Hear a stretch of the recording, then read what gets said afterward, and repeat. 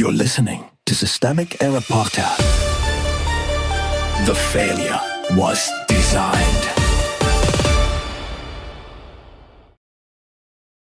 Revealing omission from aides of Mitch McConnell flagged by historian, based on an article by Tom Bobini.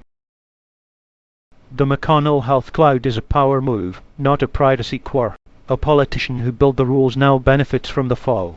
Mitch McConnell was rushed to the hospital on June 14 after emergency dispatch audio suggested a cardiac arrest, and nearly 3 weeks later his staff has said almost nothing beyond the usual hospital boilerplate. A Kentucky historian who has interviewed him twice in recent weeks told The Hill that we have very little news that's reliable, and even that standard political script about returning to work never appeared.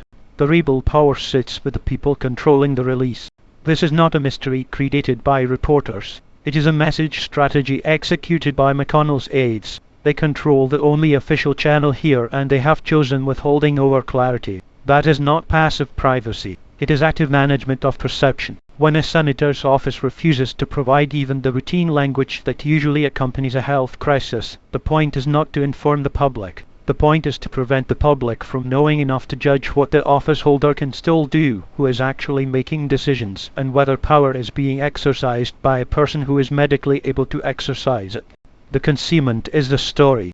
The article's framing leans toward concern about speculation, but the speculation is a symptom of the secrecy. If aides wanted to stop rumor, they had an obvious tool: provide basic facts. Instead, they gave a hospital admission note and little else, while dispatch audio and outside reporting filled the vacuum.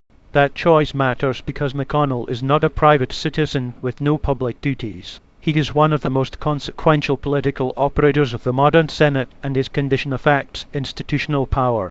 Hiding the seriousness of that condition may protect a personal brand, but it also denies voters and colleagues the information needed to understand who is governing, who is stepping in, and what continuity actually exists. Private health becomes public leverage. The article notes that McConnell has always been private about health matters. Fine, but privacy for an ordinary person is one thing, opacity from a central political actor is another. In office, secrecy is rarely neutral. It often functions as leverage over colleagues, over succession, over media coverage, over the timing of any reckoning with incapacity. That is how elite institutions operate when they want to preserve authority without accountability. They do not tell the truth plainly. They drip just enough to keep the story from becoming uncontrollable, then relying on public habit to treat the absence of disclosure as dignity instead of manipulation. The damage is institutional, not merely personal.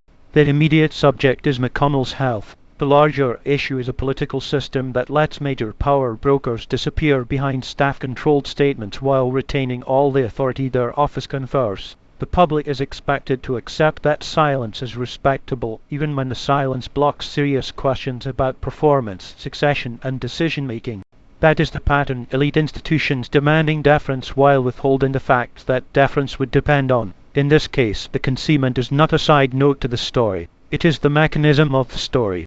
What this reveals: McConnell's aides are not failing at communication. They are enforcing a hierarchy in which the public gets only what powerful people decide it can tolerate. That is standard operating procedure in a political class trained to treat accountability as a branding problem.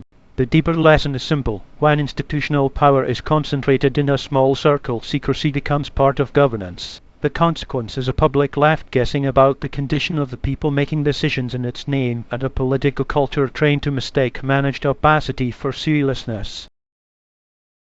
You've been listening to Systemic Error. Thanks to Raw Story for today's article, with the automated voice of Arctic. Thanks for listening.